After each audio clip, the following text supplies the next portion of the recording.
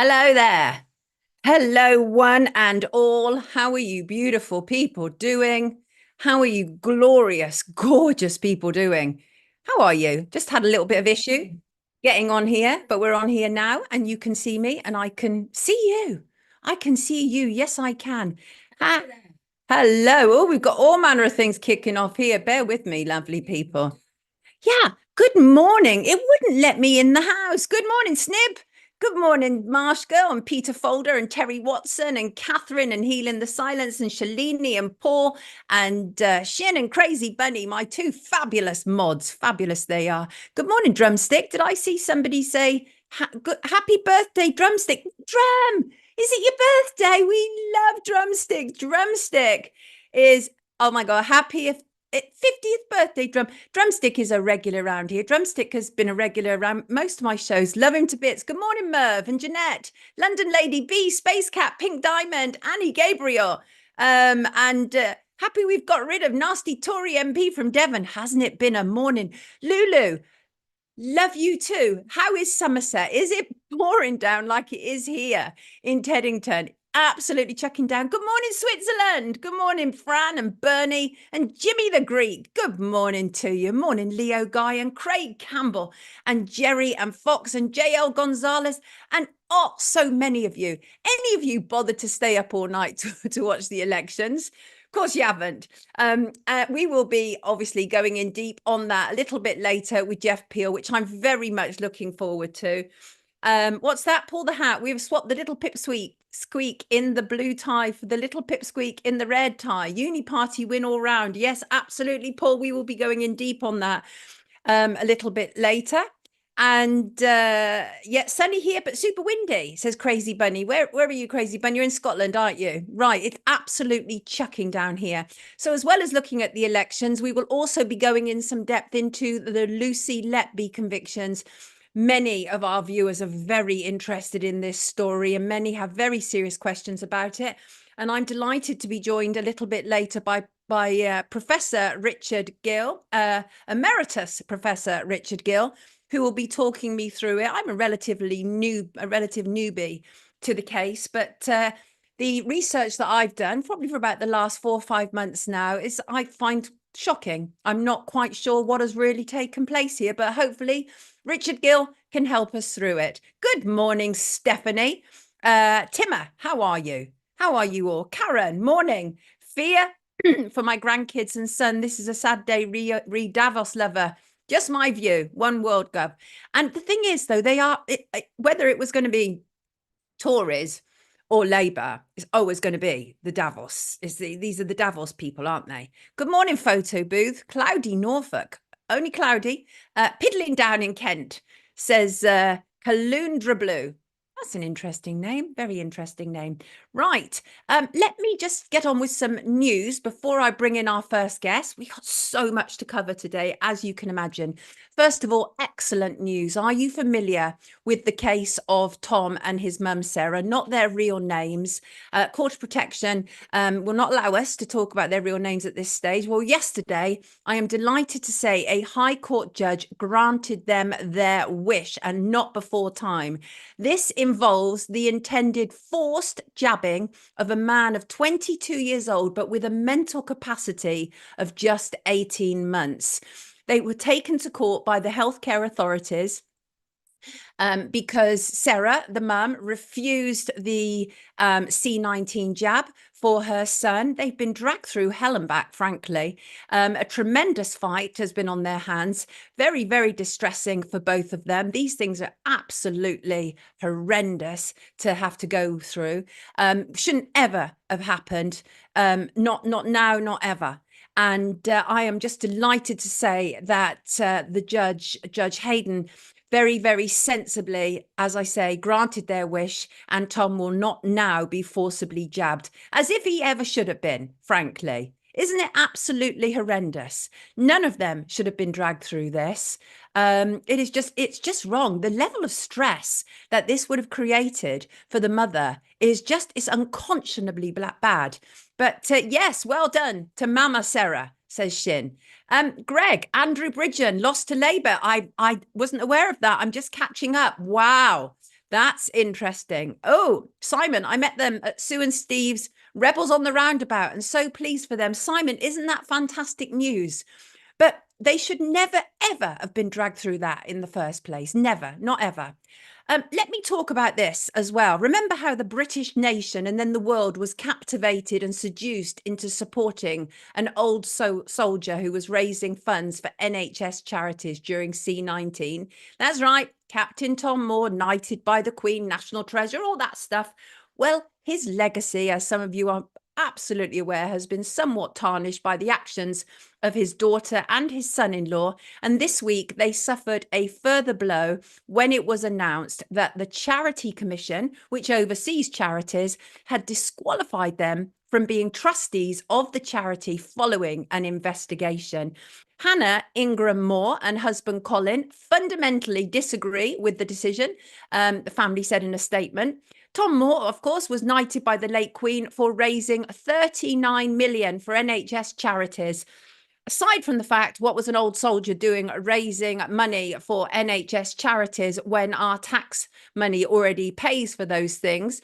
But it was fairly awful. I thought it was scandalous. He died on February the 2nd, 2001 at the age of 100. Buckingham Palace announced that the Queen had sent the family a private message of condolence. The Captain Tom Foundation had been set up in September 2020 and became the focus of an investigation by the Charity Commission amid concerns about its management and independence from Tom's family.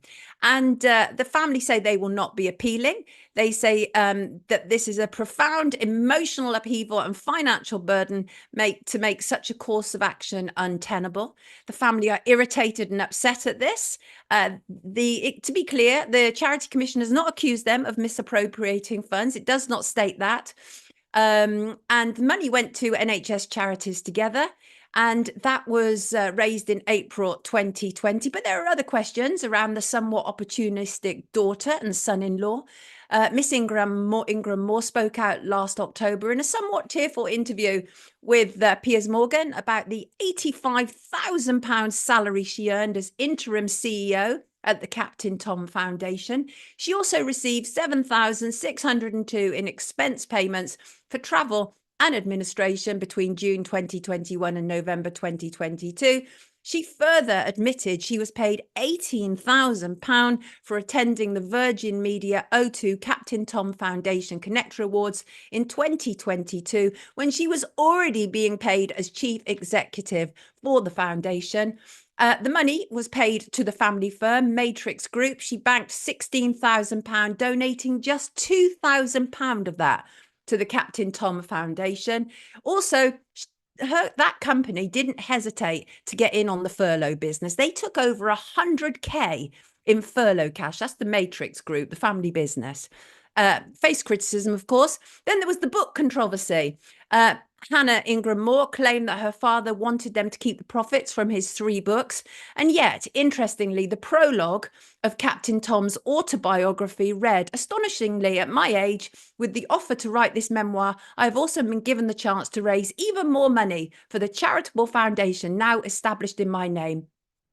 This controversy doesn't even include a spa and sauna they built in their garden at the time, rumoured to be about £200,000, and has now been demolished by the local council. Meanwhile, Miss Ingram Moore has posted a personal blog on her website with the headline, "Bouncing Back, How Resilience Will Transform Your Life." But not half as much as getting your old dad to walk around your house and raise funds, right? Right. We're going to move on. We are going to move on. Let's welcome in our first guest. What's this? Healing the silence. I'm ashamed of our government. That is quite a low pay for a CEO of a charity. Charities are quite a grift. They are, Simon. In fact, at the last count, the CEO of Cancer Research UK was receiving £250,000. Let's welcome in our first guest. It is the delightful Geoffrey Peel. Let's get cracking on what has taken place overnight. I'm very much looking forward to this conversation. Good morning, Jeff. Good morning, Sonia. Great to have you with us, everybody. It is, of course, Geoffrey Peel. Jeff is a commentator. He's also the editor of The New Era. Jeff, Where do we even begin to start on this? I mean, one of the things that you were saying in the lead up to the election, and I completely concur, you said, essentially we're sort of heading towards establishment 2.0. There's been a lot of things that have obviously taken place overnight. George Galloway is out. Grant Shapps is out. Keir Starmer's vote was actually cut in half, even though he is now the new prime minister. Jeff, take it away. Tell us where you want to go with this. Oh goodness, I don't even I don't even know where to start. Right. I think the big piece of news really was Andrew Feinstein, taking away so much of Starmer's majority. And that I think was that kind of move to the independents on the left was fascinating to see. Obviously, there was a number of pro-Gaza candidates who prevailed and won. I think the biggest number of independent wins in a general election in decade. In fact, I don't think there's ever been a general election where so many breakthrough independents have won. And obviously, that's going to really be much more so, I think, than the reform vote. I think the pro-Gaza independents are going to be a real thorn in the side of Starmer. I mean, there, as you say, there is just so much and they were estimating earlier when I switched on about 20 minutes ago that they haven't even got 30% of the votes in yet. So that's extraordinary. And they are reckoning around 415 seats, I think, at the last count for Labour. That would be an extraordinary mandate, wouldn't it? It would be an extraordinary mandate, but yes, the point you make is very valid. I think they're going to get about 2/3 of the seats on 1/3 of the votes. So it really draws attention to the fact that this is not really a mandate for the Labour Party, but for individual Labour candidates who were able to win through. And obviously the fact that we had Reform contesting the seats as well, and it shines a light on Reform. This was very much a Farage campaign. It was also a reflection on the fact that his personal vote is always going to be so huge that it would drag through certain candidates on his coattails. I believe Richard Tice was elected as well, but of course under Tice's leadership, the Reform Party was languishing. So, yeah, it's very, very interesting. Also, interestingly, just from a Northern Ireland perspective, I rarely mention Northern Ireland politics, but essentially two independent Reform aligned candidates won in Northern Ireland as well. So that'll actually boost Farage's overall total. You had Alex Easton winning in North Down, where the Reform candidate stood aside to allow him a clear run. And Jim Allister, who was aligned with the Reform Party, beat Paisley Jr. Wow. So actually they bizarrely got two elected candidates in Northern Ireland, and which normally really doesn't really figure much in the national tally. I think this is very interesting. Obviously, I was listening to what Dr. David Bull was saying earlier. He's the deputy of Reform, obviously, and they're saying that they are frankly jubilant. This is only 4 years. And let's be fair, the other parties have been around for decades, if not centuries. And these Reform has been there for 4 years, and they have they've snuck in, haven't they? And they're doing very well at the moment. I think they've got 3 seats. Of course, let us not forget, this is Nigel Farage's eighth attempt rather to get into Parliament, and he's managed to do it on the Reform ticket. Why do you think, and they are estimating that the reform may be likely to get as much as 13 seats, which would be quite astonishing for a new party. Why do you think that they have managed to capture even that much of the public's attention?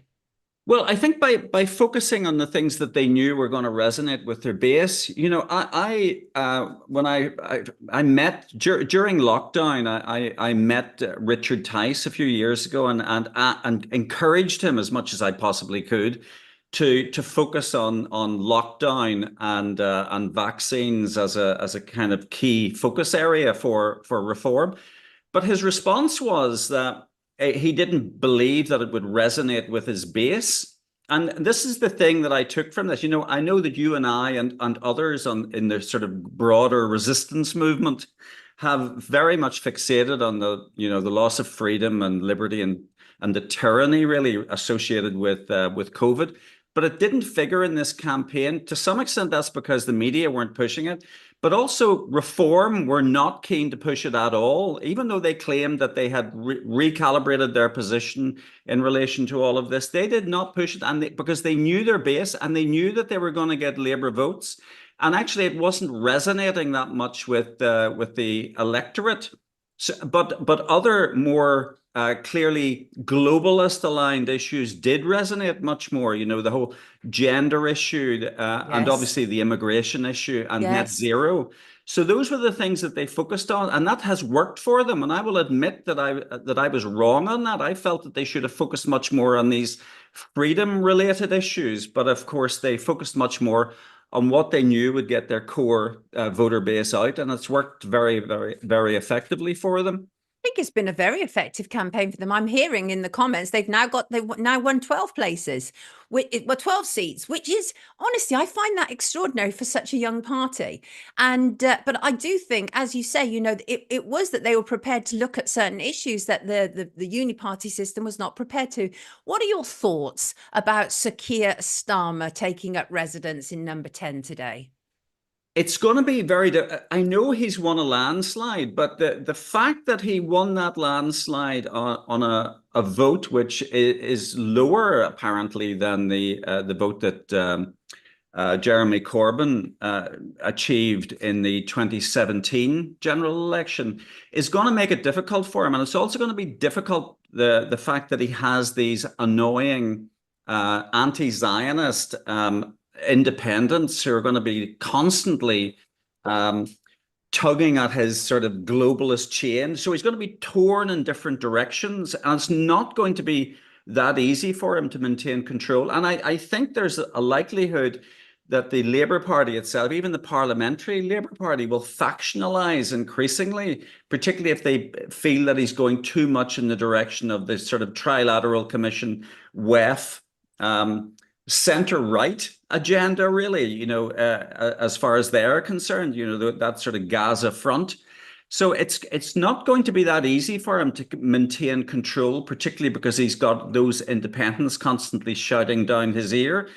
But also he's going to have that bridgehead, if you like. The fact that you've got the Reform, TUV, DUP, conservative splinter groups, anti-Zionist Labour, all sort of collectively mounting a front against his tendency towards globalism and waffle. Frankly, he's not going to be able to steer the ship if he resorts to the kind of waffle that we became used to from the opposition benches and even during the hustings. Yeah. Some of the people that I've talked to since last night, they are saying this is not so much a vote for Labour as a protest against what the Conservatives have done for the last 14 years. Would you agree with that? Yeah, and a number of the pollsters have been saying that it wasn't so much that that Labour won this election. It's the fact that by default people were not enthused. The turnout was relatively low, as we predicted it would be, because the electorate has just been switched off politics. Yes. So it was more a case that they received a kind of default vote as the only serious threat nationally to the Conservative Party. But I don't think people voted for the Labour Party with much enthusiasm. No. But it obviously puts. I think it's clear that Farage is going to go gunning for the Conservative Party. That he's intent on, as we again suspected, before this campaign, that he would ultimately try to take over the Conservative Party. So the question is whether he will try to build the Reform brand as a separate centre-right brand, or whether indeed he's going to try to take over the Conservative Party. I think his instinct and his comfort zone is within Conservative Party circles. And of course, the fact that he's aligned with Sir Paul Marshall at GB News and so on would indicate that he's kind of going in the direction of a pro-Zionist conservative direction. which could ultimately work for him or not, really, depending on how the public mood develops. Well, it's going to be interesting now because it's the first time ever that Nigel Farage has been in a position to actually do something. So he's been talking a great game for a very long time for many people, not for me, but for many people. And so it's going to be interesting. But I'm under no illusion whatsoever that part of Nigel Farage's great popularity is that he is in bed with media. They absolutely love him. He's been the BBC, all the Murdoch papers. They've been behind him for a very, very long time and given him an actual disproportionate amount of coverage compared to other politicians. But nonetheless, he's in, and it's going to be interesting now to see what he's going to do. So there were some shocks for me, Jeff. One of them was Penny Mordaunt, and the reason I say that is because she is to me, the ultimate globalist. Great friends with Bill Gates. He even wrote a foreword in her book. And obviously, of course, she was carrying the sword for the king's coronation. So she's in deep in the establishment. She's lost her seat. That was a shock to me. Grant Shapps as well, Defence Secretary. Were any of these a shock to you? Liz Truss, former Prime Minister. I thought these were safe seats. No, those weren't a shock at all. I think there is an immediate and visceral disgust of all of those people Right. who were front and center of the tyranny.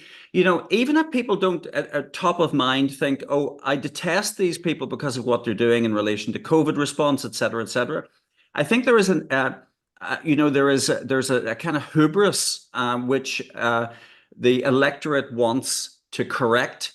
And Penny Mordaunt was front and center of that, wandering around with her sword at the coronation and the Privy Council signatures. And, Right. it was all revolting. And Grant Shapps, again, was going to suffer as a result of that. Yes, they may well have elected a bunch of globalists in response to that. But there's a degree of flux. How is this new government going to arrange itself? How is it going to approach some of these tensions within the Labour Party and the Labour movement? How is it going to align itself with the few disgruntled Conservative MPs who remain in the House of Commons? And how is it going to respond to the reform cajoling? So it's going to be really fascinating, but it is wonderful. That was one of the best pieces of news to see that Mordaunt and Shapps and Tobias Ellwood, of course, as well, Yes. Oh, there's a whole turfed out of pile of them. office. Gillian Keegan, who was the Education Secretary, of course. Michelle Donnellan behind the online harms bill.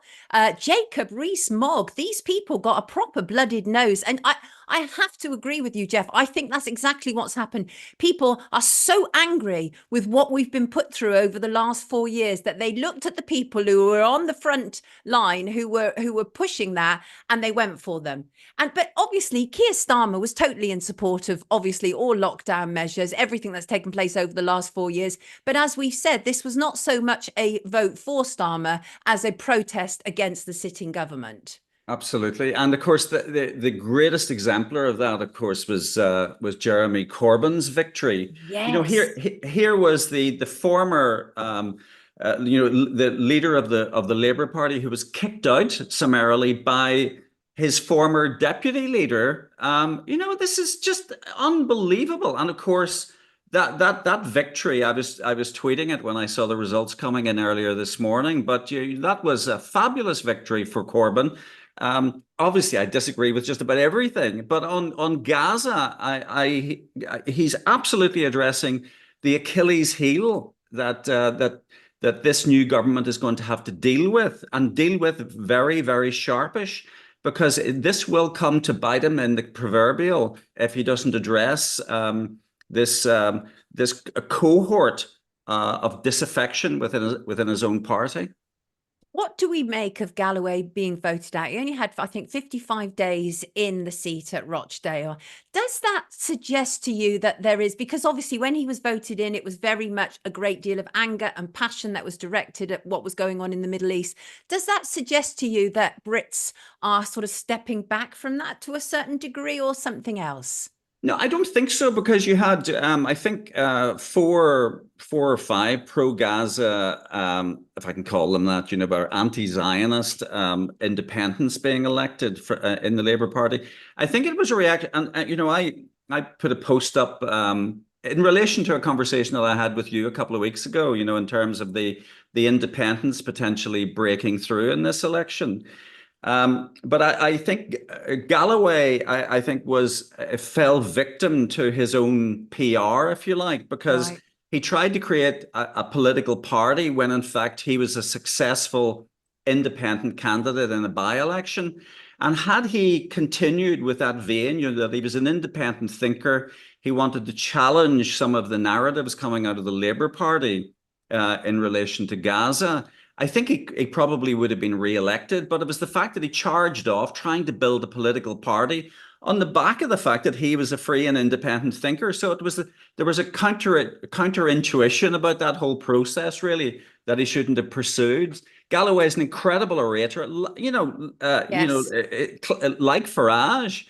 But like Farage, perhaps he should have focused on his own abilities rather than trying to Right. create a Right. party. Yeah, interesting. I have to say, even though for the most part, I mean, I claim not to be interested in politics, but I was very interested in the result. But the one result that has brought me a great deal of joy, even though I'm not in Scotland, of course, is the devastation to the Scottish National Party. They've Oh, been massive wonderful. losers. One Now, of the greatest yeah, outcomes from this election, absolute collapse. I'm not sure how many. The last time I looked, it was only around, was it 10?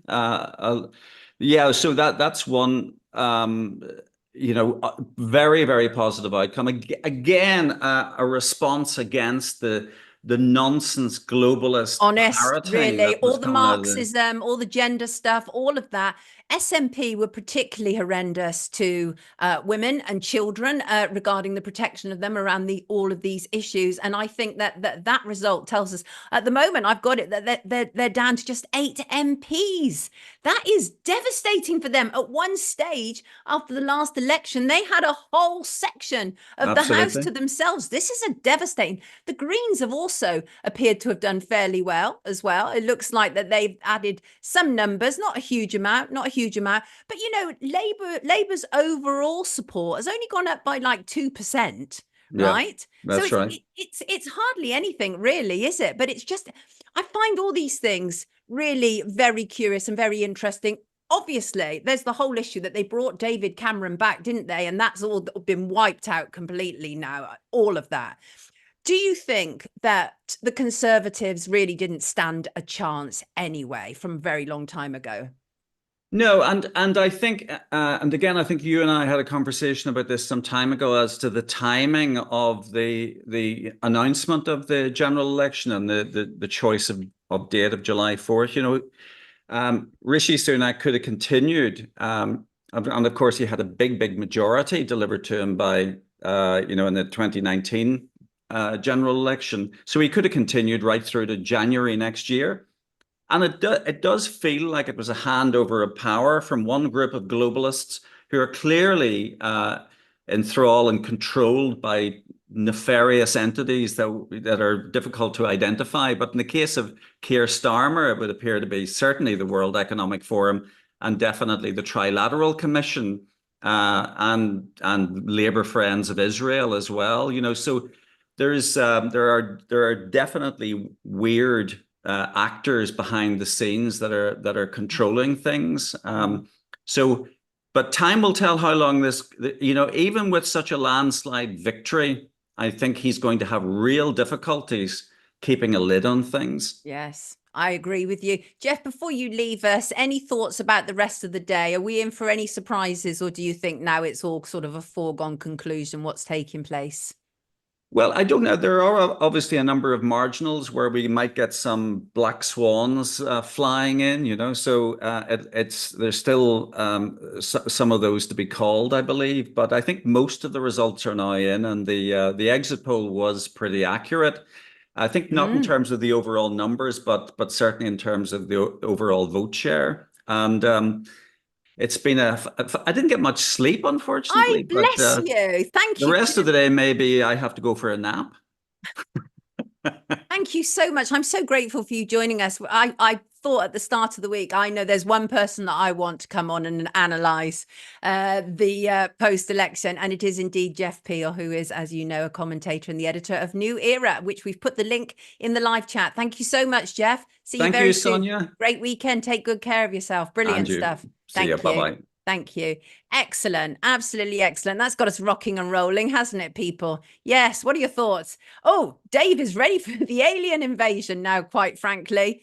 Angie says that hand is already up. Starmer's starfish.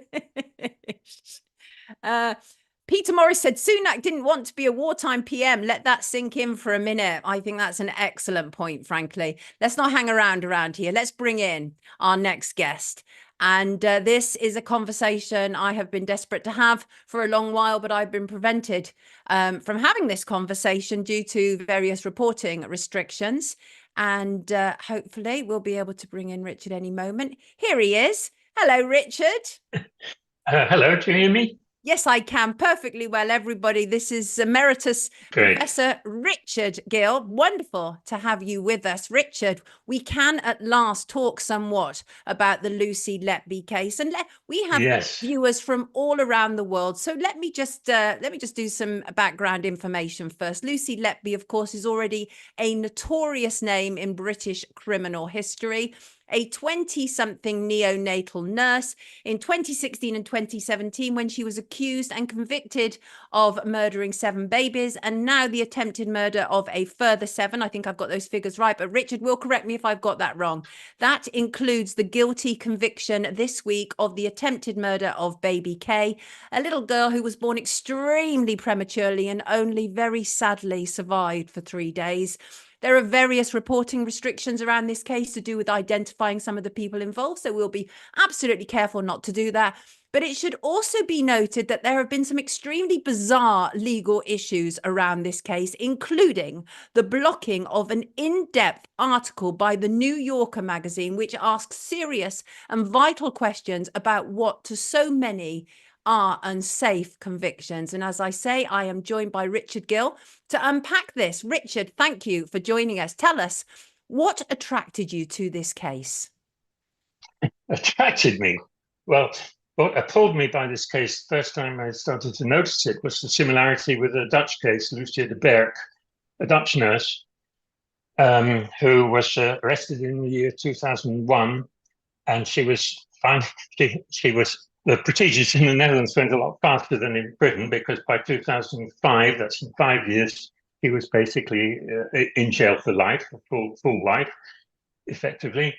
And about that time, whistleblowers started making a noise, and it took another 5 years to get her out of jail. And I had a lot to do with that, because there was statistical evidence there. I'm a statistician and a mathematician, and so part of the evidence against Lucia was statistical. And well, as soon as I saw Lucy Letby come up in the newspapers, I thought, oh my God, there we go again.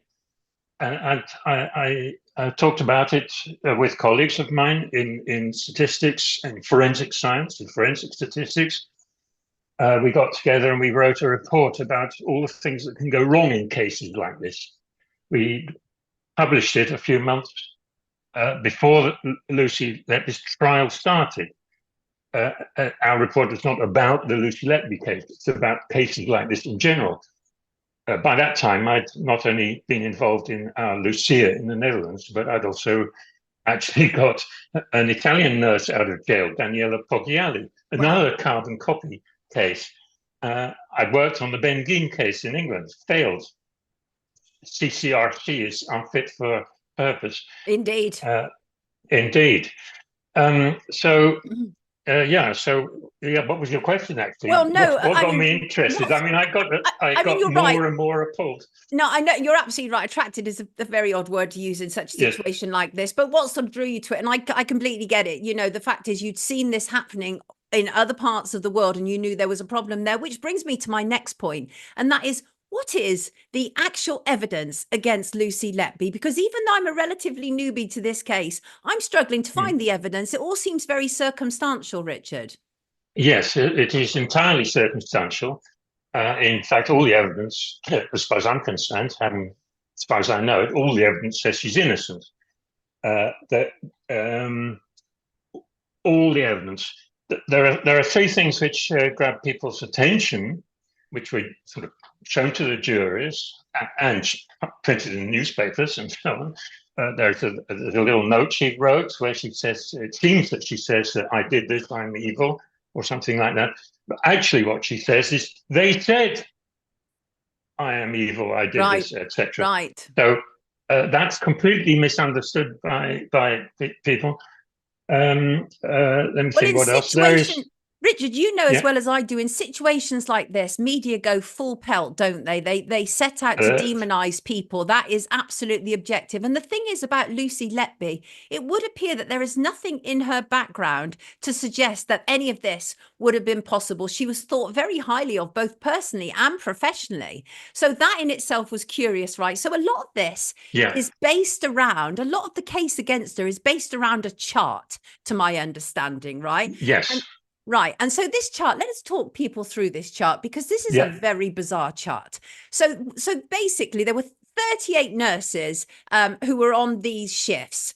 And they noticed at this hospital, the Countess of Chester Hospital in England, that there was a huge mortality rate for infants, neonatal. And so there was a problem. So they drew up this chart. I'm giving a very base understanding of what this chart is. Yeah. And the chart By the way, I do want to come back on the question of whether there was a problem, because yes, there was a problem. There was a rise in the number of deaths, but actually they're perfectly... No, I will get to that. Don't you worry. Richard, if I have to keep you longer, as I said to you earlier, I will do so, because I think this is such an important story. I really do. And I know many of our viewers are absolutely insistent that I cover it as best I humanly can. So this chart, so they drew up this chart, and basically what they discovered, in their opinion, was that the common denominator was that Lucy was on duty for 7 of these newborns. But then there's obviously an issue, because then there were 17 other suspicious incidences that don't ever seem to be covered. But talk to us about this chart, Richard. Let me talk to you about the chart. The chart has got 30, was it 36 or 38? I forget, nurses. 38 by the way, nurses. I do want to point out that most of those nurses were part-time. Many of them were only on the ward for a few weeks. And only a few nurses are full-time nurses. So the chart is already completely misleading, because it's comparing apples with pears. Right. Okay, I mean, you may prefer apples to pears, but full-time nurses and a nurse who dropped in for a few weeks are not the same. And trying to sort of compare them by this chart is ridiculous. Well, the chart has, I think, 25. Well, initially it had 25 actually incidents or events. And these were events which were actually correspond to various indictments. They correspond to alleged murders or murderous attacks, attempted murders, you could say. And and it's not really a surprise that Lucy was there every time the police believed she did something bad. And that's what the chart says. It's a tautology. It says Lucy was there for every event which happened where we charge her of doing something wrong. Of course she was there when she's charged with doing something wrong there. What nobody has, well, what people don't think about is, how were those 25 events selected? But by the way, one of the events got chucked out by the judge pre-trial because there was no evidence whatsoever. So sometimes the chart has 25 events and sometimes 24. Right. And I think there are some more mistakes in it as well. There's lots of inconsistencies. I want to travel through the inconsistencies with you. And I think the retrial has been very interesting, hasn't it, for a lot of people, because it's thrown up how many inconsistencies there were, including in terms of the police investigation. Richard, let me ask you this. Is it possible at all that no crimes actually took place and that there is another reason for the death of these babies? Yes, I think I mean, as far as I'm concerned, right now, I'm completely certain that Lucy is completely innocent. I mean, based on everything I know, I'm as certain as I can be. as one can be, right? I mean, yeah, tomorrow's going to be another day. I'm more certain that she's innocent than that I'll still be alive tomorrow. I'm 72, with a heart problem. Right. So there's no evidence that she did any harm to any baby whatsoever.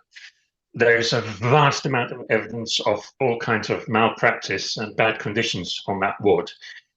It was accepting babies who were in much more serious states than the equipment and the personnel and the hygiene, especially the hygiene of that unit.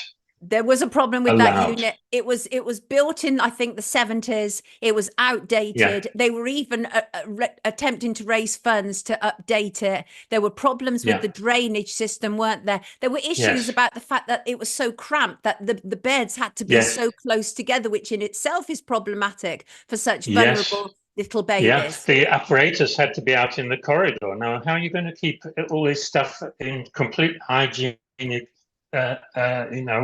Absolutely. What's the word for not harboring germs? Oh yeah, not sterile. It's not a sterile environment, is it? That's the thing. It was not a sterile environment. No, and it should not have been caring for babies who are premature and have all kinds of ill-equipped for issues, and who are extraordinarily vulnerable to viruses.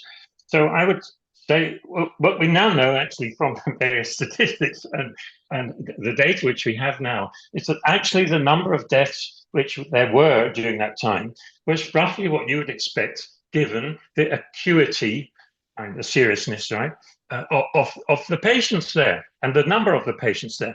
There was actually not a surprising number of deaths at all. It was a sudden jump in the number of cases, a number of deaths. And the reason was they were more or less suddenly accepting many, many more serious cases that they were ill-equipped for. But also we have to look into what was going on into the wider domain as well, and that there were absolute savage cuts taking place. I know because I campaigned against them to the NHS. It was absolutely underfunded. It was a fact that mortality rates in the UK, certainly in England, actually increased around 2015 as an almost direct consequence of that. So this is a big picture, isn't it, that hasn't been taken account of? Yes, the big picture has not been taken account of at all. I mean, I think that the rate of mortality rates of young babies in UK is now twice what it is in the Netherlands. And I'm not talking about the absolute numbers, I'm talking about the relative numbers, deaths per so many births and so on. The UK is become a developing country. And the reason is the enormous cuts to the NHS. And those cuts also hit counties of Chester. They had fired all nurses of grade, whatever it's called, band 6 or above or something. So in fact, they did not have sufficient not only qualified, but experienced nurses on that unit. They had too few nurses on that unit. That number of 38 nurses or 36 or whatever it is a myth, as I said, because there were typically there are 5 nurses at the night and 10 nurses in the day. Maybe there were like 5 at 10 makes 15. Maybe there were like 20 nurses full time. There were 18 nurses who were just dropping in from time to time when there weren't enough nurses. That's not the way to run a hospital. No. Now, and why Lucy was there every time? Well, she lived on site. She was saving money to buy a house. Right. She wanted more experience. She wanted to earn extra money. None of this is unusual. None of this is unusual. Right. And the interesting thing is she had as many bad events on. I mean, she was working basically for about 50% of the time. And about 50% of the deaths occurred while she was there. Right. So big surprise. Big expected. surprise. And here's the thing: is that she doesn't, as I said at the start, is that there's nothing in her background that suggests about this. But on top of that, other parents have vouched for her, said she was brilliant with their Yeah. babies. One of the nurses from the hospital was at her retrial. Not everyone thinks she's bad. People have talked Oh. about how she was genuinely upset about the babies, how she sobbed Yes. over periods of time about these babies. Right? None of Yes. that sounds like a psychopath, obviously. What Doesn't is no. you with air embolus? Because we hear so much about that in these convictions. Oh, yes. Okay, so at some point, a retired doctor, 15 years retired, a pediatrician, turned up at the police station and offered his help. And they were very glad because they had this huge pack of medical notes from the hospital, selected by the medical consultants there, by the way. He offered, and he was paid grandly for his help to look through them and tell them what was going on there. And so basically, he went through all these medical notes and X-ray photos, this, that, and the other, looking for murders, right? Looking for murders, fantasy murders. And on a number of X-ray photographs and so on, you could see what looks like an air bubble, right? Some air or gas at a place where it shouldn't be. And so he fantasized air embolism, and that would kind of imply somebody has injected air into the veins and it travels some way, and okay, it will kill you. The trial found no evidence whatsoever that any baby was injected with air. Many of those bubbles of air, which can be seen on, especially on post-mortem photographs, have completely natural causes. I mean, for instance, when you're dead, I'm afraid all kinds of things go on, and one gets bubbles of gases in strange places. Too vigorous resuscitation of a very premature newborn baby can also produce air in the body in places where it shouldn't have been. So the air embolism is a myth. It's a myth invented to, just dreamed up by a charlatan, I will say. I don't mind if he tries to sue me for saying that, because that's what I believe he is. And that would give some good publicity. That is Richard Gill's opinion, and he's entitled to it in law. Even in defamation, you're entitled to an opinion, Richard. Okay, are you sure? Well, I'm your counsel here at this moment in time. Talk to me about the head of the pediatric department, Dr. Jayram. People have told me that his testimonies have been inconsistent over the trials. Yes, that's true. By the way, at the time of these events, his colleague Dr. Breary was the head. I think Jayram has become the lead pediatrician later. Right. But Jayram and Breary together were the kind of the motors behind the accusations against Lucy. During the retrial for baby K, it became clear. Well, I mean, careful observers already realized that Jayram does not always tell the truth. Certainly, he tells different stories at different times. And the retrial of baby K made absolutely clear that he changed his story as the police or the court told him different things. So he matched his story to the information he was told, which he currently had to believe. And one example of this is that there were these swipe cards used to sometimes enter or sometimes exit the units. And at some point, it turned out that the police had been interpreting the swipe cards as an exit when actually they were an entrance. Or maybe it was the other way around. But it doesn't matter for point this. is, It doesn't they matter didn't for match my up. story. Point is, it didn't match up. Different accounts. He changed his story when he was told that the times had changed.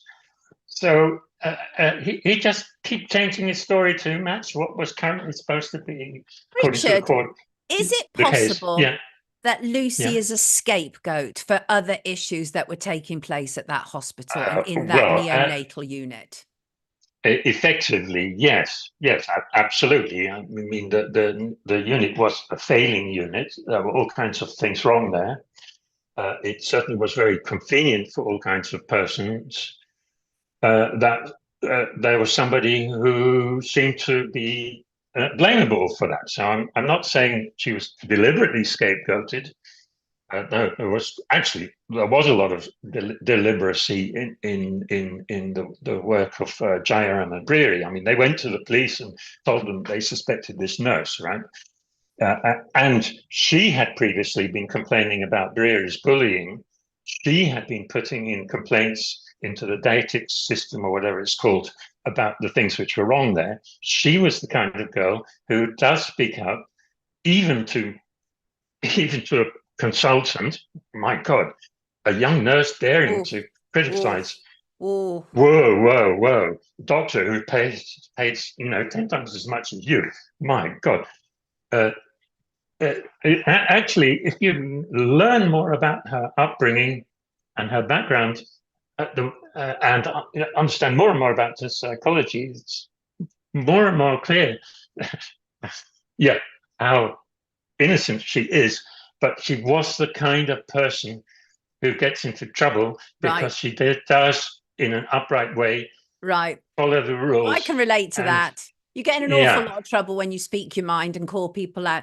Talk to us. It says she lost her Court of Appeal bid, so she can't even challenge her convictions at the moment, can she? No, she can't. She can't do anything anymore. Well, what she can do is go to the CCRC, the Criminal Cases Review Committee. Now, good luck with that. Yeah, I mean, but I mean, maybe they've now got, maybe the CCRC has at last got a good motive to do something good for a change. So try to restore their, One of the things that I found really curious was like some of the confusions between the original trial in August last year and this retrial. So, and this was actually highlighted by somebody on Twitter called Chris. Good morning to you, Chris. I'm going to use your tweet. And I think it's a good one, saying the court threw out the murder allegation against Lucy Letby on baby K, but it has found her guilty of attempting to murder baby K. That makes no sense at all. It doesn't make any sense, Richard. Make it make sense, Richard. I can't make that make sense. No, it doesn't make any sense. Don't ask me to make it sense. No, sorry about that. I mean, the system wants to. I mean, talk about the system. These are just persons with their own motives in some. Well, this was a jury trial. The quickest deliberation. I was shocked. I thought they were going to be out for at least a week. 4 hours. Quick deliberation. And also, you pointed out, and this is interesting, this is a tweet of yours, you pointed out about the judge, right? And you were talking about how the jurors are supposed to not know anything about Lucy's case. How is it possible to live in England and not know about Lucy Letby, Richard? Well, that is very difficult, but maybe you can find some. I don't know. I mean, there are people who don't follow certain kinds of stories in the newspapers and so on. Yes, the jury was given completely contradictory, weird instructions by the judge, which were in his summing up at the end. Let's see if I can remember what he said. Yeah, he sort of says they're not allowed to use the fact that she's been convicted of murder before. But she has been convicted of murder before, and they do have to use it. I mean, he says things which just don't make sense. And basically he tells them, if you unpack what he says, is he tells them, she murdered lots of people before, we know that. And if that makes you think she murdered this one, then you can find her guilty, even if you didn't hear any proof of it. That's really what he says. That's what this judge says. She didn't stand a chance at this retrial, did she? She didn't stand a chance. I mean, she could have if there had been some sharp jurors who actually, listened very carefully and thought about it. But the fact that they came out in 3 hours or whatever it was, shows that they did not give it any thought. They just sat there sleepily during the trial. They knew what they were supposed to do, and they got paid, I suppose, whatever they get paid for doing that. And they went home, and now, This is British justice, folks. British this justice. is British justice. Talk Yes. to us. There's a public inquiry, obviously, coming 10th of September. Talk to us about that. Do we have any hopes for that in any way? Well, I think we can have hopes for that, because to begin with, already actually whistleblowers are starting to come forward and actually say things about the terrible state of affairs at that hospital, things which have not been said before. Getting back to the babies who did die, it's very clear actually from the medical information we have that a number of them died of sepsis. And we already had the evidence of the plumber who came in to fix the sewage all the time, but there's now also a whistleblower spoken out about the hospital was actually fighting a Pseudomonas aeruginosa infection. That's a deadly virus. I mean, deadly to premature neonates, not deadly to you or me, but it's deadly to anybody in intensive care in the hospital. All the time that Lucy was allegedly killing babies, the hospital itself was fighting an infection in the water of this hospital, deadly hospital bacteria, responsible for numerous deaths of babies in wards like that around the world and in England over the years. Now, this kind of thing is going to come out at the inquiry, because people will be heard under oath, and they are going to say, and moreover, these things are going to be said in the coming months, as at last the investigative journalists get a chance to speak out, because they have, every person who has thought about this case and has found stuff which brings it into doubt has been forbidden to say anything about it all this time. But the lid is off the bottle now. I mean, the genie's coming out. Absolutely. And to make it absolutely clear, and I'm speaking for you here, Richard, because I'm pretty sure you probably think this as well. None of this is a reflection on the deaths of those poor babies or the grieving parents. Horrible situations they're left with, but they also deserve to know the truth of what really happened. Yes, I mean, it is even more horrible that they've been lied to all this time.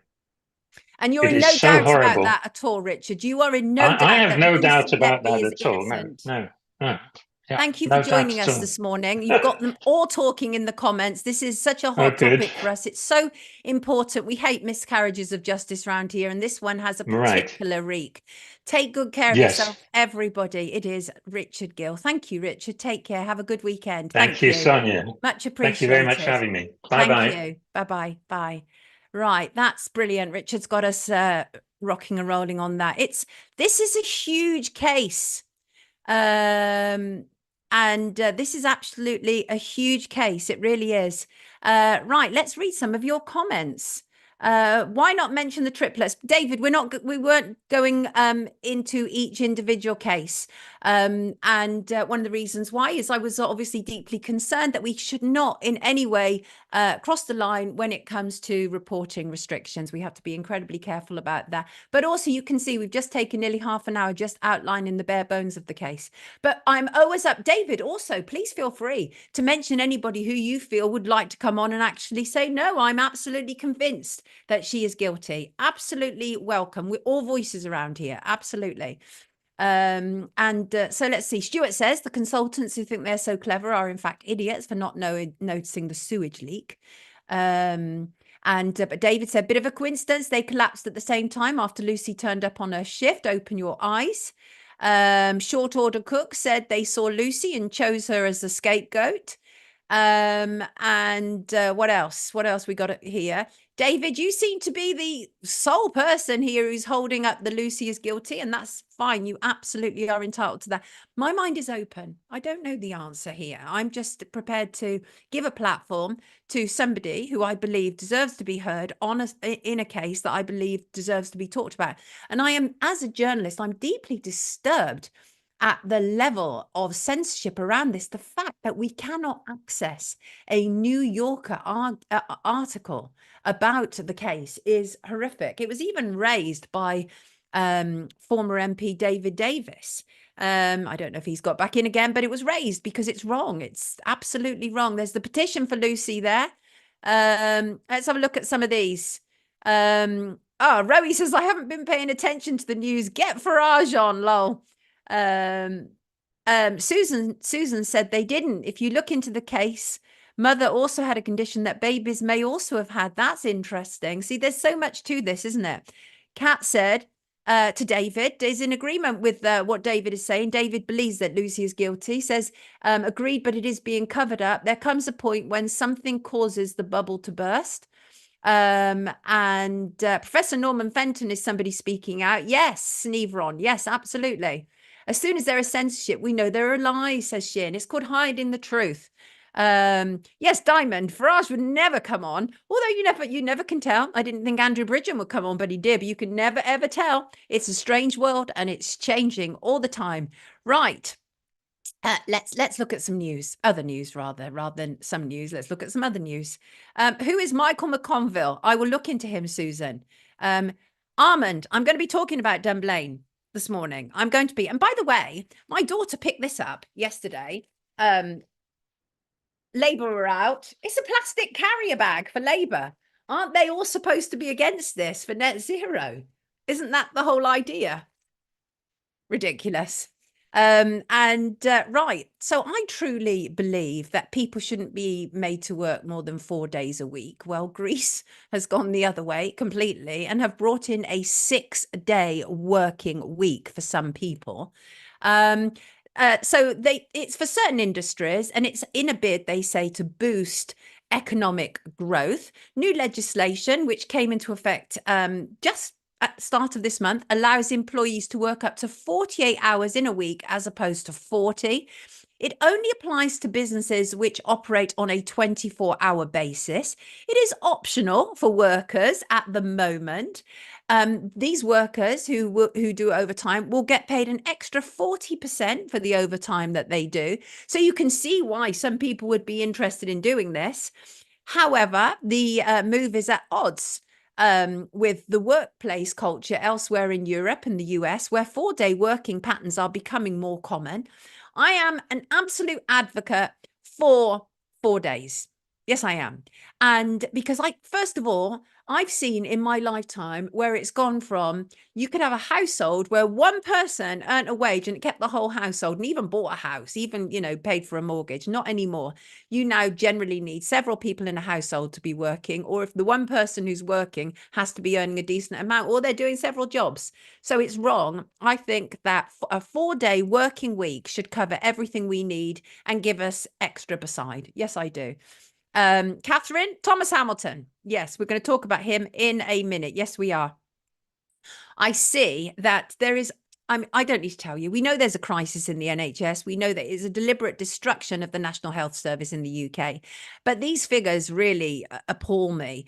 Almost every trust in England has reported that at least one person will spend 24 hours on a trolley in the emergency department. That is based on what has happened over the last year.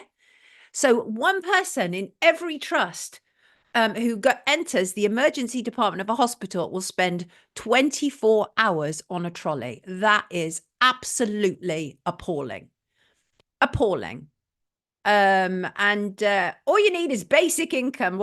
Yeah, Cloudy, they want that, don't they? We know that's what they want. And also some good news, actually. This should give people some hope who were coerced into being jabbed. A Tennessee woman refused to comply with the C19 jab requirements, and she has received a settlement worth nearly $700,000.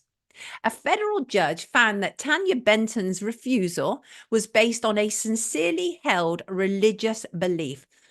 Benton worked for Blue Cross Blue Shield of Tennessee. She worked there from 2005 to 2022. She was primarily a biostatistical research scientist. So you'd think this is somebody who understands what she's talking about when she says, I'm not having that, right? She worked from home. No. What is my phone doing ringing? I should turn that off, shouldn't I, when I'm live on air? Naughty me. Sorry, go away. She worked from home for a year and a half during C-19. She didn't have any complaints until the company announced that there were jab requirements, which were mandatory. She refused, citing her understanding of the ingredients, which I can't mention on this live stream, but many people out there are aware of them. And she said that she wasn't prepared to have her body defiled. And she also wasn't prepared to anger and dishonor God. So she obviously, as I say, she went in under a sort of religious ticket. But the company fired her, which led her to file the lawsuit and her win of 700K. I suspect there will be many more like her in the future. Oh, Catherine, don't get me started. My poor mum is in hospital as we speak.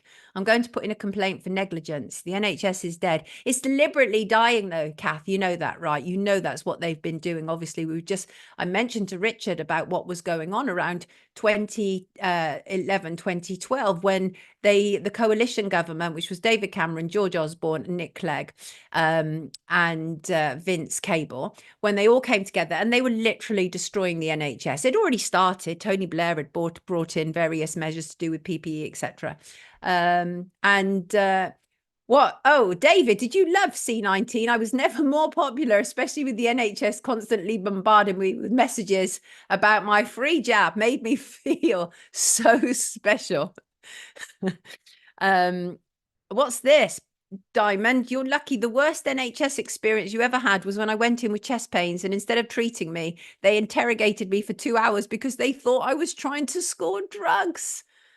Goodness me, Miami, really? I'm still suffering now from health effects caused by lockdown. Yes, Blair started the rot, Stella. Absolutely, he did. No doubt about it.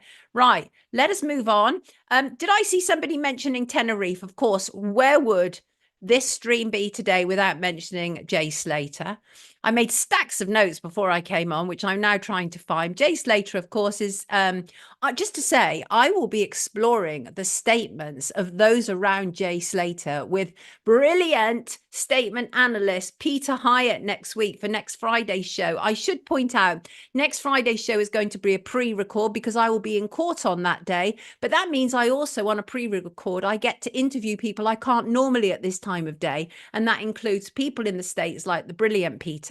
So we're going to be dissecting the statements to do with Lucy Law, perhaps Jay's mum, a number of other people. So where are we in the disappearance of the 19-year-old from Lancashire, England? Well, this week we've heard about, let me see, a stolen watch, the criminal underworld in Tenerife, how one of the men Jay was last seen with is a convicted drug dealer with a lengthy jail term behind him. What on earth is going on here? And why did the media hide for so long the fact that Jay's somewhat dodgy past may be relevant in his disappearance? And why did Jay's friend's statements not stack up? Not one of them, right? We are told that Jay met Ayub Qasim. He was one of the men who was renting the Airbnb. He is the man with the conviction.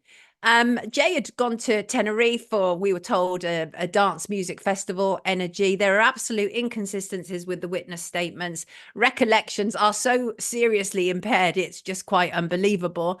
4 days after Jay disappeared, Lancashire police did offer assistance to Spain's Guardia Civil, but the offer was turned down.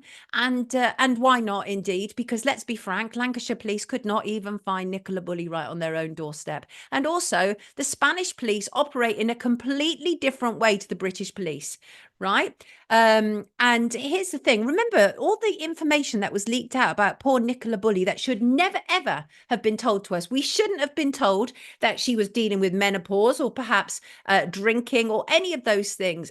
Absolute awful stuff. And that was Lancashire police. And Lancashire police think that they can go and offer assistance over in Spain. Please get a life. So the thing is about the Guardia Civil, they have a completely different way of operating. They have judicial secrecy, meaning that there is effectively a media blackout. It doesn't mean that they're not doing anything. It's just they don't feel the need to have to keep media updated like they do in the UK. And so, you know, I think also absolutely, it would appear that Jay's past may be relevant. Yes. And so bear in mind that Jay had been convicted as part of an 8-strong gang, which launched a brutal attack against who was a fellow teenager at the time, Tom Hilton. That was in Lancashire. That was close to Jay's home in Oswald Twistle. Tom suffered a split skull, injuries to his shoulders and legs. He was hit with a machete and axe golf clubs in what was likened to being attacked by a pack of gorillas. These guys, including Jay, they laughed through the trial and astonishingly were only given an 18-month community order, which included 25 days of rehabilitation activities. Yeah, Lyra, how dare they? Lancashire police are absolutely delusional. They're ridiculous. It's absolutely ridiculous. And the thing is, even if Jay had turned over a new leaf, that there is clear problems, because it would appear that Jay admitted to stealing a watch to his friends on the morning that he went missing, right? There is every reason to believe that that actually took place. After the Energy Festival, he headed in a Seat Leon hire car to the rented Casa Abulu Tina Airbnb, which was near the village of Masca, which is with the 2 older British men, just after 6 a.m. in the morning. And that was when he made this shocking claim that he had stolen a £12,000 Rolex. And so this is all really interesting, obviously. What on earth is going on? And who are these people? He admitted it in a Snapchat. He posted a Snapchat saying he had taken the Rolex from an unknown person. It is believed that there was a fight that may have taken place outside the beach club, which involved described as burly Eastern European men who reportedly had his Rolex stolen. So that there is so much here that doesn't make sense. Pierre, it is hard to have empathy, but he does still deserve the same attention, because we don't know the full story, do we? But we know something is desperately wrong. We know that we were told by the mother. I think when I checked last night, is the GoFundMe up to close to 50 grand now? I think it started off at 5 grand, didn't they? It was launched by Lucy Law. His friend, who was said to be one of the last people to talk to him, she claimed that she talked to him, I think it's 8:30 a.m. in the morning when he went missing. She said he only had 1% charge on his phone, that he'd been cut by a cactus. But then I think he managed to speak to his friend Brad, who heard him falling.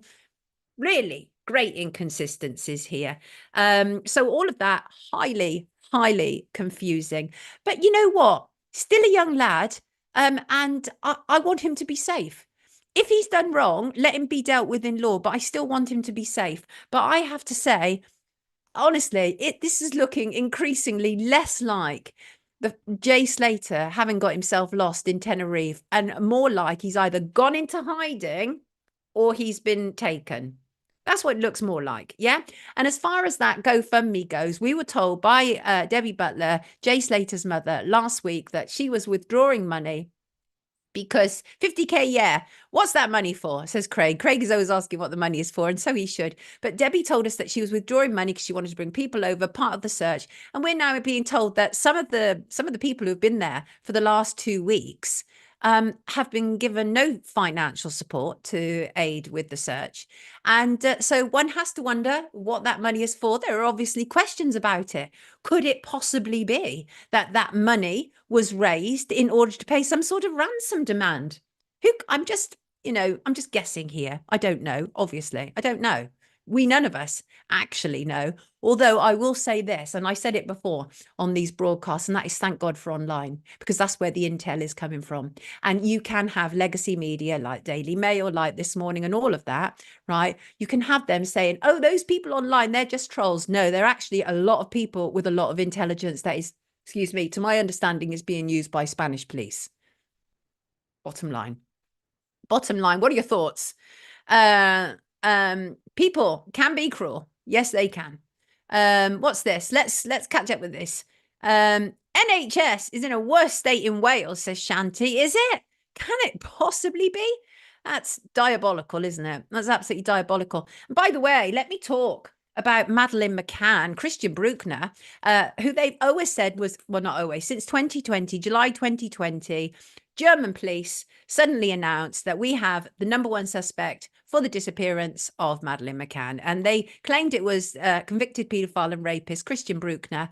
Well, since then, what we've seen is German prosecutors and media, British media, have tried to make tried to make the Madeleine McCann shoe fit to Christian Brueckner. And any of us who have studied this case in detail, we have been very clear from the get-go, Christian Brueckner had absolutely nothing to do with the disappearance of Madeleine McCann. Absolutely nothing. That's not saying he's not a reprehensible individual. Clearly he is. Horrible, right? Absolutely horrible individual. No doubt about it. But did he have anything to do with Madeleine? No. Anyway, a judge has now overturned his mandatory prison order. There was an order which was basically keeping him behind bars. It's been dramatically overturned.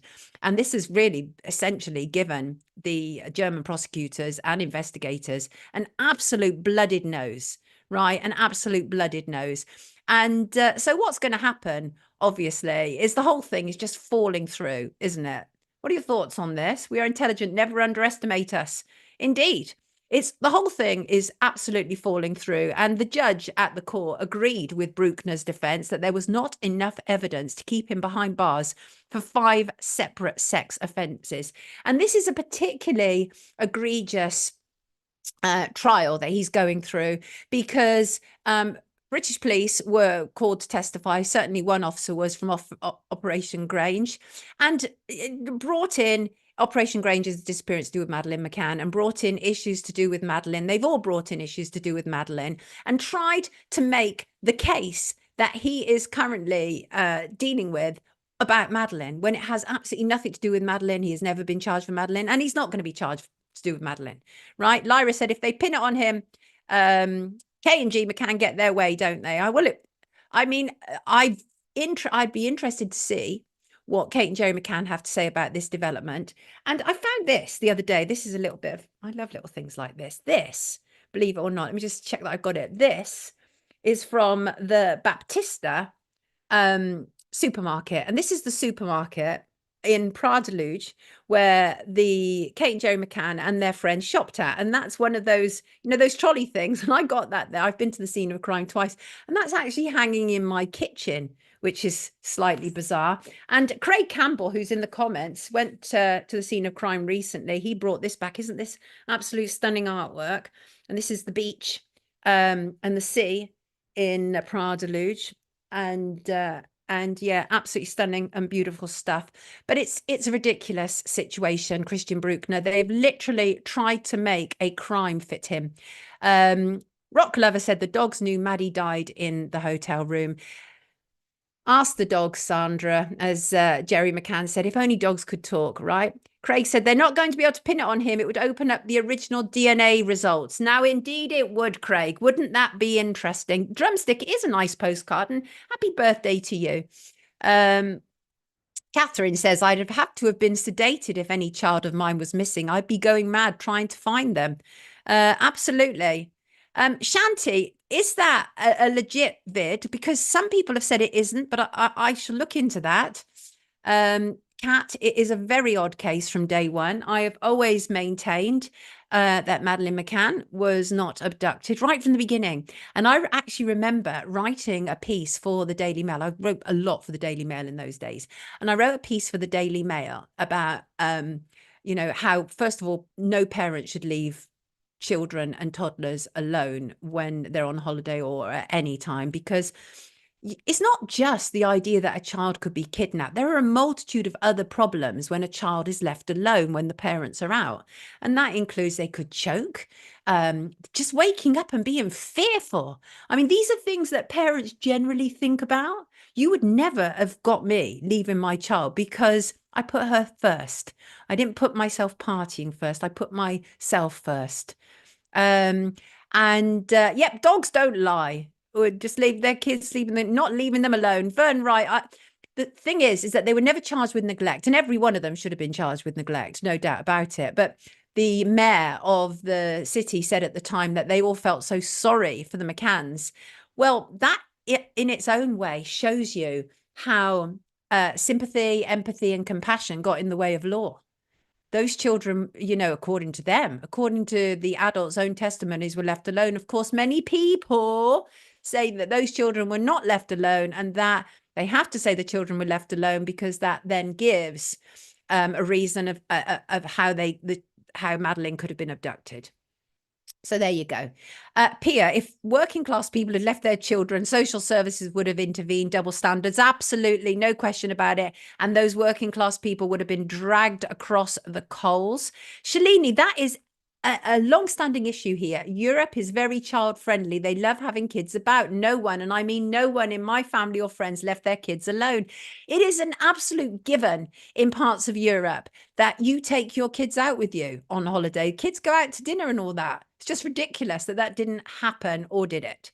So that, again, another question, lots of questions to be had. So obviously we're hearing that Andrew Bridgen has lost his seat. I'm sure there are some people rejoicing. Well, his interview on Monday caused a bit of a stir around here. Many loved it, but a small number did not, and cannot forgive him for repeatedly voting for lockdown measures and for also having been jabbed. And obviously people are entitled to their opinions, but there is clearly very little room for forgiveness when people get things wrong, right? And also there is a tendency with people who join our side to be abused even more than people who are actually in opposition. I mean, make that make sense. People literally solely blame Andrew Bridgen for things that he can't solely be blamed for. It is absolutely awful that people took their lives during lockdown. It's terrible, but how can one man be solely responsible for such a thing? He's not. Of course, no one is responsible for suicide other than the person who chose to take their life. And it's terribly sad, absolutely heartbreaking. But I really think that we need to look at ourselves in some respects. I understand the criticism towards him. Don't get me wrong. I get it. Right. And there was also some confusion about what jabs he had or hadn't had, because, you know, he said one thing in one interview and then something in my interview. But I just think we're also quick, aren't we, to savage and attack anybody. And honestly, who have we now got? Right. Yes, please send me. Should happen to me too. My daughter, who was hiding in the clothing section. Oh, my God, that fear. Oh, I often wonder if the twins will speak out too. But, you know, I just wonder if there is a place in this world for forgiveness for people who get things wrong, because it would appear to some of the responses I got to Andrew Bridgen that there isn't. That's what it would appear to me. So I don't think that is progress personally, but who am I to tell anybody anything about what they are personally feeling? I'm not. People are going through all manner of things and they have to carry them on their own, and it's painful. I said today I wanted to talk about this smartphone-free childhood, but one of our wonderful viewers suggested to me speaking to I think she's a psychologist, might be a psychotherapist, who is actually looking into this issue. So I'm going to park that story because I'm trying to get hold of her. I'd love to bring her on.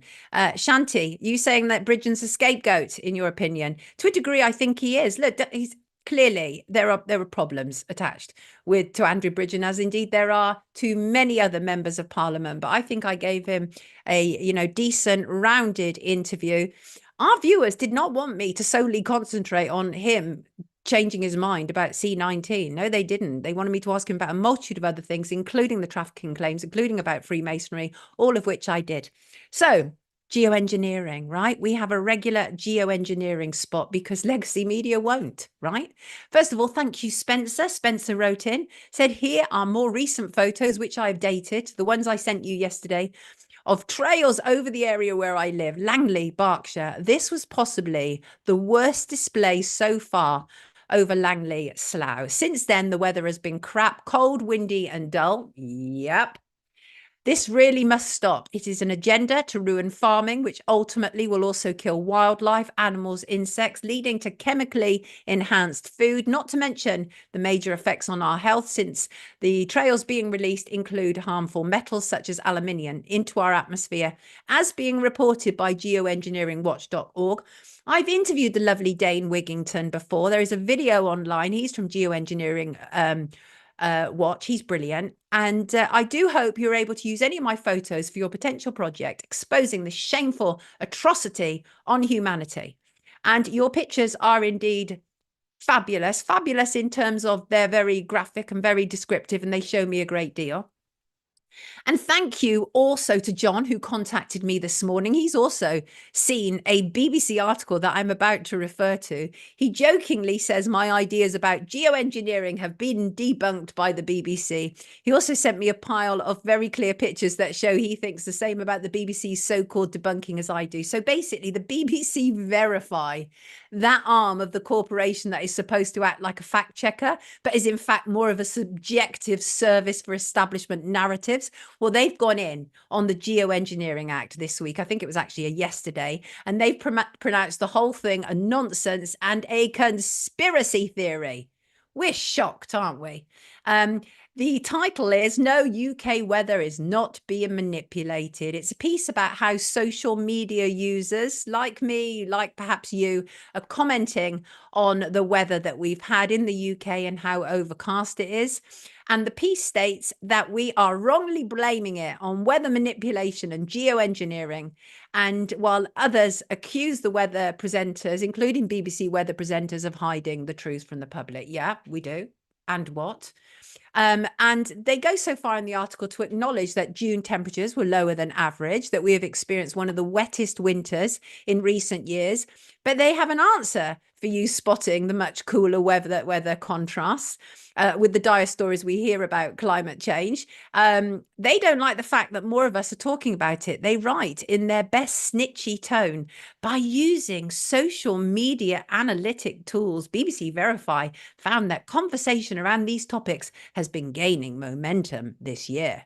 Since January, mentions of hashtag geoengineering on X more than doubled worldwide compared with the last 6 months of 2023. BBC Verify found thousands of tweets spreading falsehoods and conspiracy theories. Now, I'm not going to bother you unduly with the lengthy article of denialism. Suffice it to say, they broadly acknowledge cloud seeding and the fact that the UK government in the 1950s ran geoengineering experiments. But other than that, this is about demonizing suggestions of weather manipulation in the UK.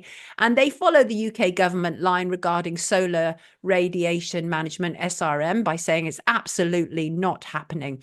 They say that the Department for Energy Security and Net Zero say the UK government is not deploying SRM and that it has no plans to do so.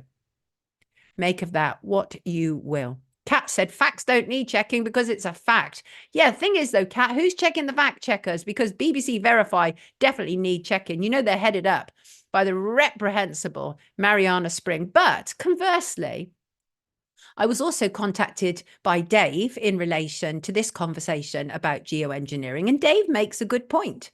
He says, I know you and a lot of your viewers are concerned about what's chemically going on 7 miles above us. I am too. But I do also wonder if this is a trap. As you know, our enemies are devious in the extreme, and so I'm wondering if they want us to score an own goal. Dave goes into some detail here. He enclosed the link where mainstream publication, as he says, are more or less admitting that aircraft exhaust could be affecting the climate.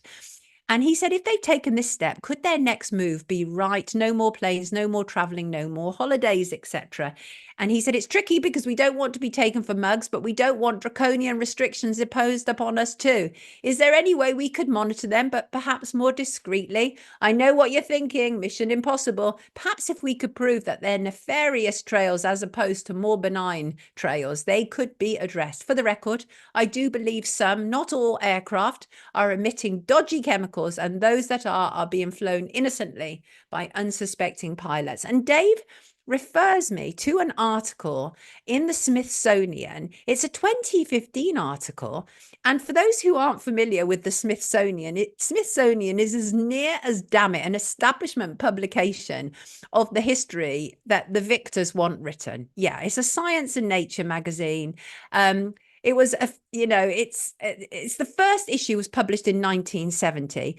Every year since 2012, the magazine has sponsored the American Ingenuity Awards. These are some of the recipients of that award: Elon Musk, Jeff Bezos, David Lynch, Bill Hader. Presenters for the Smithsonian Awards have included Stephen Hawking, Bill Nye and Erin Brockovich, but it is absolutely an establishment publication. And I do take that point. that Dave is making there. I do, but I'm not quite sure what the solution is, Dave. But I think it is important that we're very careful. You have to apply and then be granted to travel. I'm thinking is what will happen. Maybe those who are jabbed will only be granted the right to travel. We need, Rowie says, we need Crown sponsored pirates back. Oh, CHB, I don't think the BBC is going to be reporting on Bernd Stillander's book at all. That's the book, obviously, Sudden Impulse, which actually probably brings me to the next thing that I want to talk about. But I do absolutely take your point, Dave. I truly do. Now, people have mentioned Dunblane today and Thomas Hamilton. I was gifted this very important book when I was in Edinburgh recently by the lovely Hugh and Ellen. Thank you so much, you two wonderful people. And it is a forensic dissection of the Dunblane massacre. For those who aren't familiar, the Dunblane massacre took place at Dunblane Primary School in Dunblane, near Stirling in Scotland on 13th of March 1996, when 43-year-old Thomas Hamilton killed 16 pupils and 1 teacher and injured 15 others. It remains the deadliest mass shooting in British history. And following that awful, horrendous mass murder, public debate centered on gun control laws, including public petitions rather for a ban on private ownership. It led to a public campaign, the Snowdrop petition, which helped bring about legislation, specifically 2 new firearms acts, which outlawed the private ownership of most handguns within Great Britain. There were exceptions. And the UK government instituted a temporary gun buyback program, which provided some compensation for those who lawfully owned handguns.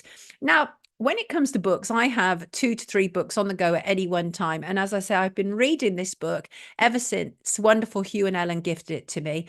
And it is evident from this book that Thomas Hamilton, the shooter who went on to murder the children and their teacher, could have been stopped. Could have been stopped. There was already sufficient legislation in place that should have served as a warning about Hamilton. And it's clear that the handgun ban, which, as I say, followed the murders, was part of an establishment agenda rather than necessary to prevent such a thing happening again. The Cullen report, which is where I'm up to in this, is clearly a travesty. And it's part of the cover-up. And yes, this is a cover-up, no doubt about it. In fact, the author, Sandra Utley, much respect to you, even talks about the significant emotional and physical toll that writing and researching this book took on her. She says, believe me, I do not recommend taking on the establishment over a cover-up. It is the most demoralizing, dispiriting experience anyone could ever enter into. And I hear her loud and clear. Oh, yes, I do.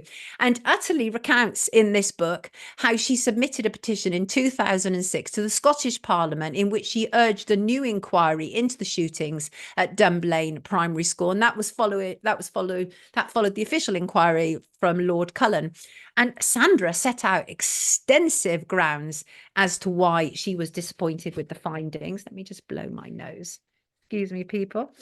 Yeah, let me mention that 100-year in a minute, Brett. I will mention that. Sandra set out extensive grounds, including why she was deeply dissatisfied with the findings of Lord Cullen's report. These included, I mean, it's extensive. I'm not even going to get to cover them all, but this will give you an idea. Her grounds included the identities of people who had been seen with Hamilton. There were problems and discrepancies with police evidence, questions about behaviour from the Crown Office, conflicting reports about what Hamilton was actually wearing on the day of the shootings and whether someone had even actually changed his clothes. Right? There's more conflicting reports about the ammunition case that he was said to be carrying on the day and which was found in the school gym. And Miss Utley highlights numerous reasonable questions that arose from the Cullen inquiry and the subsequent report. Now, Brett, you refer to the 100-year ban, right? Infamously, the Cullen report sealed files for 100 years. Much of this was actually overturned as a consequence of campaigning, but some still remain hidden. The claim is They contain identifying aspects to do with victims, but some people, including myself, believe it is to hide a bigger cover-up that may also implicate and include people in the Scottish and English establishment who are still living. What's going on? Healing the silence.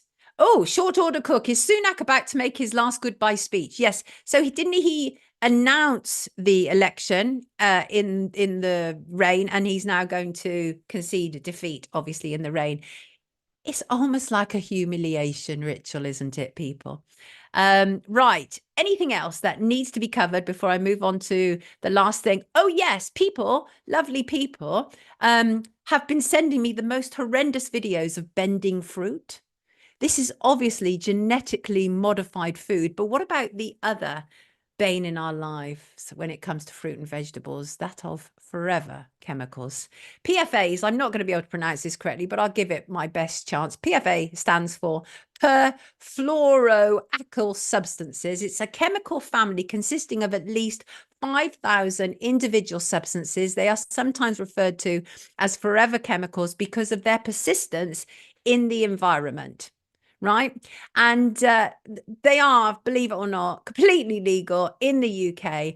But this year, a list has been compiled of the dirtiest fruits with the highest amount of pesticides. And I want to run those past you. Yes, Connor, I would very much, but this is an issue of time. Connor is asking me here, would you have it in you to do a documentary on Dunblane, Sonia? I very much would. I think it's so crucial. One of the reasons I was attracted to the Madeleine McCann case as one example was because it wasn't just about a missing child, and that takes nothing away from it being about a missing child, but because it was an establishment cover-up. It's the same with Dunblane. So Connor, yes, absolutely. That is something I would very much like to do. So let us go back to this. The Dirty Dozen of 2024. You want to hear them? Strawberries, spinach, kale, grapes, peaches, nectarines, apples, bell and hot peppers, cherries, blueberries, and green beans. Now, no, not good on the apple front. Not at all. Rockefeller gifts to humanity, says Michael Gee. Well, so there's that whole thing, isn't there? There's the appeal. That's why we've got the bendy fruit, right? Pretty poison now. It is poison. Blueberries are on the list. Yes, they are on the list. I'm afraid to say they are. Yep. But the thing is, let me just advise you about cleaning some of your produce, because not everybody can to either manage to grow their own organically or buy proper organic food. You're welcome, Connor. Absolutely welcome. So how do you clean it? Well, so honestly, just like cold water is not really going to do it. A lot of people use apple cider vinegar. They bring their fruit in and they we'll put them in a tray or whatever, a bowl, put the fruit in, put in cold water, but look at where our water's coming from and the problems with our water. We've got cryptosporidium in our water. So it's very, very difficult. Me personally, I boil tap water. So I would use boiled, cooled tap water to wash the fruit on to get rid of these forever chemicals that they're talking about. That is one possibility. And people do use apple cider vinegar and a good supply of baking soda, folks. Absolutely. I think I said this to you the other day. I keep baking soda and bicarbonate of soda. They're not the same thing, are they? They're two different things, aren't they? In mass supply. I've actually got mass supply from Clive de Carl. But honestly, whatever you do, there's actually some recommendations online that people should use soap, detergent, or commercial washing up to wash these fruit and vegetables. No. What is wrong with people? No, under no circumstances, don't do that. Yeah, poisoning us from every angle, says Mr. Mensa. HK Very says, wash in white vinegar and bicarbonate of soda. Sounds great. Distilled water, says Linda. Wash in vinegar and baking soda, says Armand. Look how clued up you all are. Look how you're incredibly clued up. Filter your water, a good quality gravity filter, says Very British. And also, by the way, we've had a continuing story on the HS2, High Speed 2, that absolute crock of nonsense. And what I filled you in on some details about that last week about it's still absolutely ongoing. And we learned this week that more than 232 million has been paid in compensation for the HS2 line that will never be built. with over £500 million paid out to residents and businesses across the whole route so far. This is shocking stuff. There have been a total of 2,446 successful applications for payouts that have been made across 5 schemes. 53 are still yet to be settled. This HS2, what they've done is they've bought people out of their homes.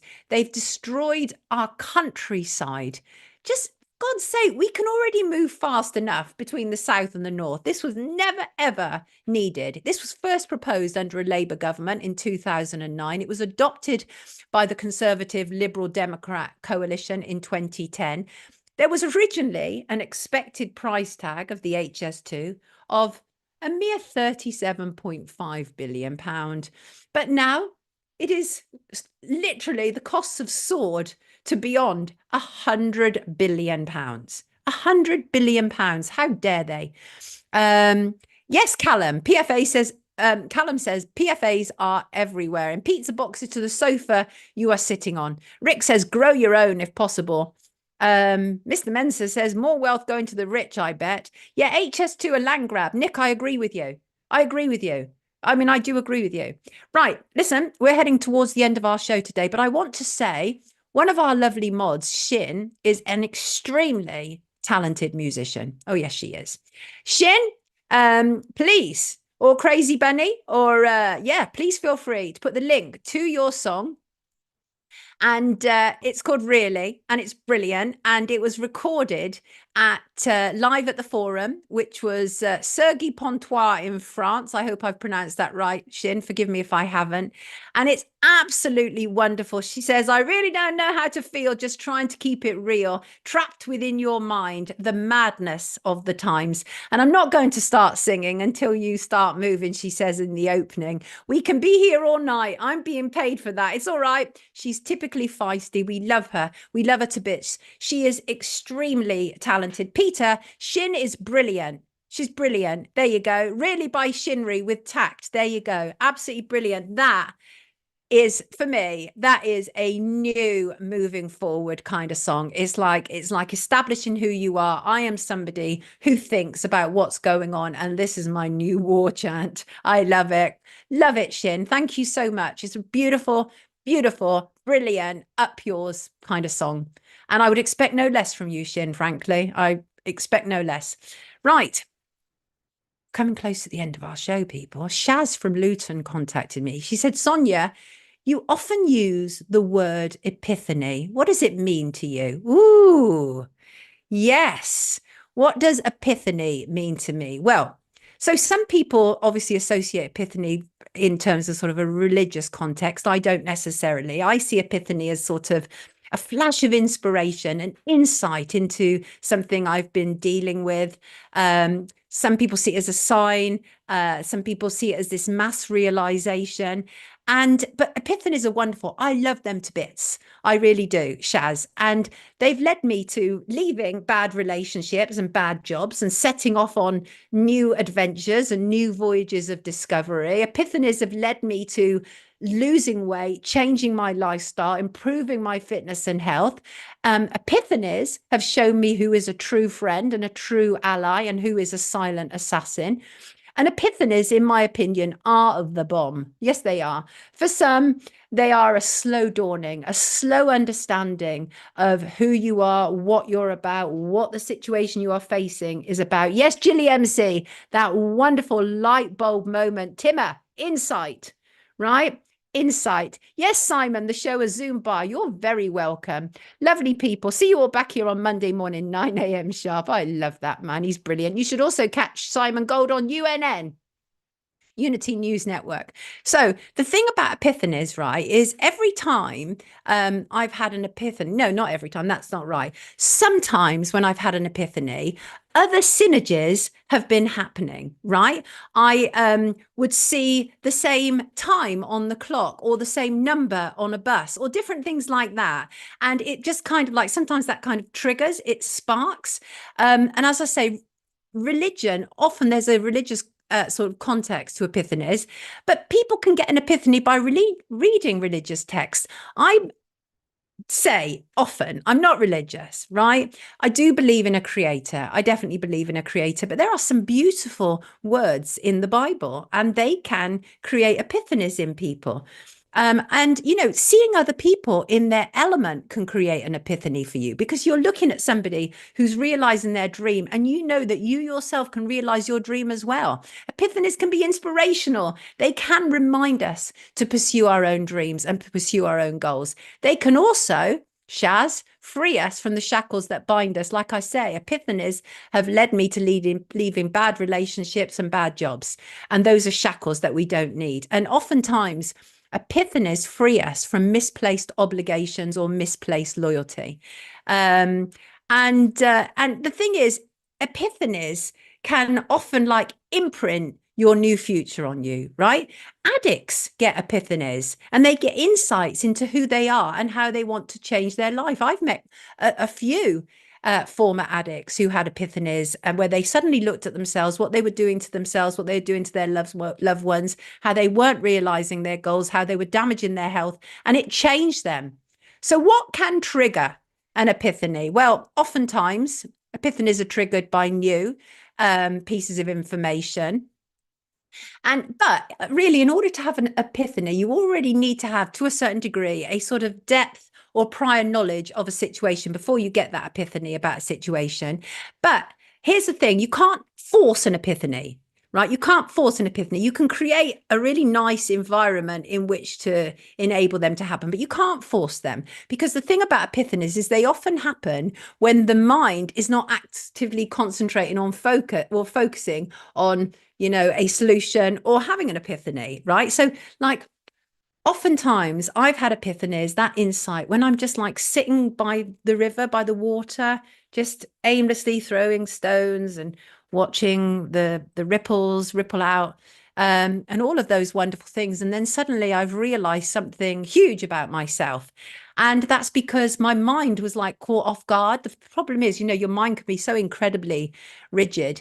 And but there are ways that you can help the epiphany environment. And one of those things is to get rid of disorganized thinking or disorganized environments, right?